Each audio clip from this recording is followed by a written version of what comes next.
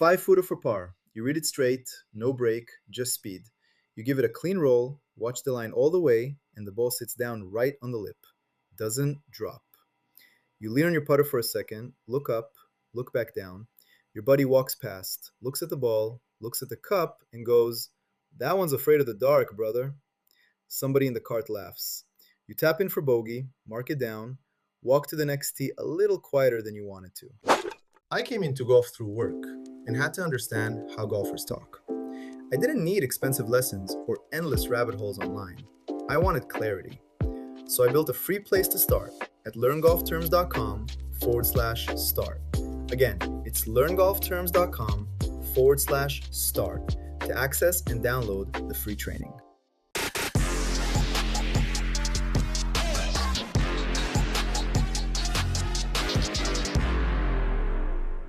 Afraid of the dark is golf slang for a putt that just refuses to go in the hole.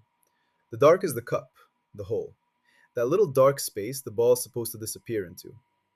You hit a putt, the line looks right, the speed looks right, and somehow the ball stays above ground anyway. It sits on the lip, lips out, stops a roll short, or does a full lap of the cup and stays out. Whenever a putt does almost everything except actually drop, somebody in the group will say, "The ball is afraid of the dark." The phrase is purely descriptive. It doesn't blame anything in particular, just points at a putt that should have gone in and didn't. As for where the phrase came from, I'll be upfront. There's no documented inventor, no famous tournament moment that gave it to us, no decade you can pin it to. Slang like this rises out of clubhouses and practice greens slowly, the way most casual golf language does. The image is doing the work. The hole sits in shadow against the green. The ball is supposed to drop into shadow, and when it refuses, the joke writes itself. Somebody, somewhere, said the ball was scared of the dark, and other people thought it was funny enough to repeat. The phrase shows up in casual golf vocabulary collections going back decades. It belongs to the same family as terms like lip out and horseshoe, the words golfers use when a putt does almost everything except go in. That family of phrases has been growing as long as people have been missing short putts, which is to say, basically forever. The rules of golf don't touch this one. Afraid of the dark is clubhouse language, and the only thing it ever changes is how somebody describes a missed putt after the fact. The social code around the phrase is more interesting than the rules side. About your own ball, almost always fine. You hit a putt, it sits on the lip, you mutter that the thing is afraid of the dark, the moment moves on. About somebody else's ball, the calculation gets fussier. A close friend in your group can usually drop the line without ruffling anyone. A relative stranger you joined up with on the first tee, less so. Missed putts have feelings around them, even small ones. The phrase tends to live in the world of short putts more than long ones. A lag putt that comes up 6 feet short of the cup doesn't really qualify. The ball was never close enough to the hole for darkness to be the issue. The phrase belongs to putts that look like they should drop and don't. If you want to feel more comfortable when golf comes up, I created something called Before Your First Tee. It is a short, focused program that helps you understand the language and follow what is happening in real conversations. You will know what people mean and how to respond without feeling lost. You can find it at learngolfterms.com/talk. That's learngolfterms.com/talk. Start feeling comfortable before the round even begins.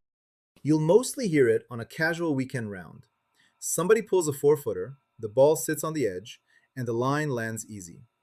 Quick comment, light tone, group moves to the next hole. In a club competition, the phrase still shows up, but with a different texture.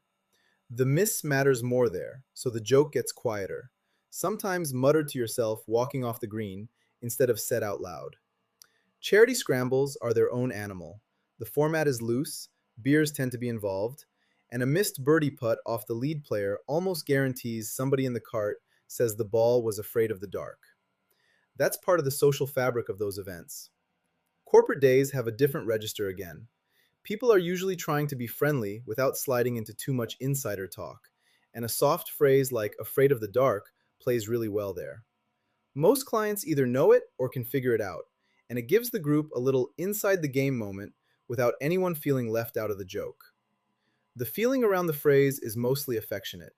It softens a moment that might otherwise be a little raw. Missing a short putt is one of the more deflating things that happens in a round, and the phrase gives everyone something to say that isn't, wow, you missed that. There's a teasing edge to it sometimes, especially when somebody else in the group says it about your ball, but it sits closer to a friendly elbow than a real dig. Other times, you hear it said with genuine confusion, almost a quiet, how did that not go in? That version is more about the ball than the player, the universe being weird, not the golfer being bad. You'll hear it on a green when somebody hits a roll that looks pure and watches the ball just decide otherwise. Picture two friends standing over the cup, and one of them has just watched his putt do a full lap around the hole and stay out. He stares at the ball and goes, bro, straight up afraid of the dark. His buddy doesn't even look up, just says, it's been afraid all day. In real conversation, the phrase shows up in a few different shapes. Somebody might say, man, my ball is afraid of the dark today, which is the standard self-deprecating version. You'll hear the shortened form too. Yeah, afraid of the dark again. Tossed out after the second or third missed short putt of the round. People flip it into the past tense, like, every putt I hit was afraid of the dark. Group chats get a version after rounds, where you'll see somebody type, played okay, but the ball was afraid of the dark. The phrase travels well. It works on the green, in the cart, at the bar after, and in a text the next morning when somebody's still annoyed about a 6-footer that shouldn't have missed. Honestly, this phrase does something I find genuinely useful. It moves the blame off the player and onto the ball. The ball is afraid. The ball didn't want to go in. Never mind that a golf ball is a piece of urethane with no inner life. The phrase shifts the missed putt off the swing, which is quietly doing emotional work for the golfer who just bricked a 5-footer in front of the foursome. Coming at this from the language side, I notice golf has a whole category of slang that lets you do this. The wind takes some heat, the green takes some heat, the ball gets to be afraid. Most other sports vocabulary doesn't make that kind of room. The miss goes right on the player and stays there. Golf gives you a little more space to spread the blame around, and afraid of the dark is one of the softer ways to use that space. So anyway, that's it for today. Thanks for being here, and I'll see you again next time.